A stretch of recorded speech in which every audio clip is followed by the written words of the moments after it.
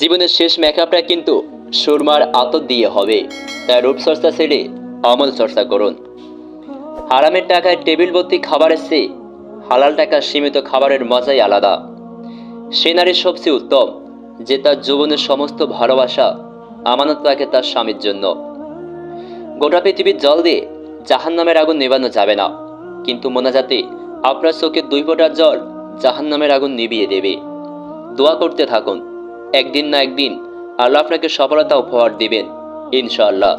ধৈর্য রাখুন, সবাই আপনাকে ঠকালেও মহান আল্লাহ পাক আপনাকে কোনোদিনও ঠকাবেন না।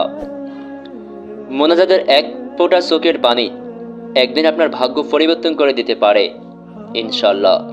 সত্যিকারের হ্যান্ডসাম পুরুষ তো সেই যে বেপর্দা অসভ্য নারী দেখলেও আল্লাহর ভয়ে দৃষ্টি নত রাখে। ভালোবাসা কাকে বলে জানো? আল্লাহকে না দেখেও প্রতিটি সেজদাতে অনুভব করি আমরা, হ্যাঁ এটাই হলো ভালোবাসা। যদি অন্ধকারকে ভয় পাও তাহলে কোরআন পড়ো, একদিন অন্ধকার কবরে কোরআন তোমাকে আলো দেবে।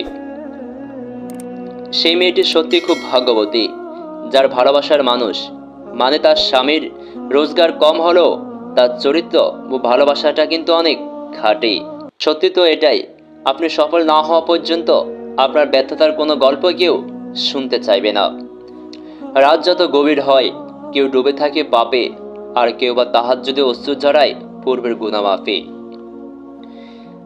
আল্লাহর কাছে সেজদায় মাথা নত করুন, আল্লাহ আপনাকে কোনোদিনও পৃথিবীর কারো কাছে মাথা নত হতে দেবে না। আল্লাহ দেওয়া প্রতিটি ভালো এবং খারাপ সময়কে তার নিয়ামত হিসাবে দেখুন, ইনশাআল্লাহ তিনি আপনার পথ অনেক সহজ করে দিবেন। চরিত্রহীন স্বামীর সঙ্গে রাজপ্রাসাদে থাকা চেয়ে গরিব আদর্শবান স্বামীর সঙ্গে করে করে থাকা অনেক সুখের। দামি পোশাক পরে কি লাভ হবে? নামাজের জন্য ডাকলে যদি বলতে হয় পোশাক তো এখন নাফাক।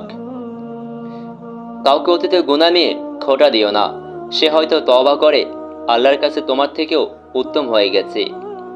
ইসলাম ধর্ম সহজ, কিন্তু এতটা সহজ নয় যে কোনো মেসেজ 20 জনকে ফরওয়ার্ড করলে জান্নাত পেয়ে যাবেন। নামাজ শুধু পরকালের মুক্তি দেয় না, নামাজ ইহকালেরও ভরপুর করে দেয়। নামাজে শরীর সুস্থ থাকে, রিজিকও বাড়ে, বিপদ দূরীভূত হয়।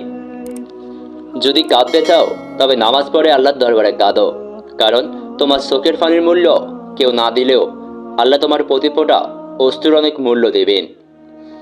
হযরত মুহাম্মদ সাল্লাল্লাহু আলাইহি ওয়াসাল্লাম বলছেন, 2টা জিনিস কাছে রাখলে কোনোদিন বিপদ আসবে না, 1 কোরআন, 2 হাদিস।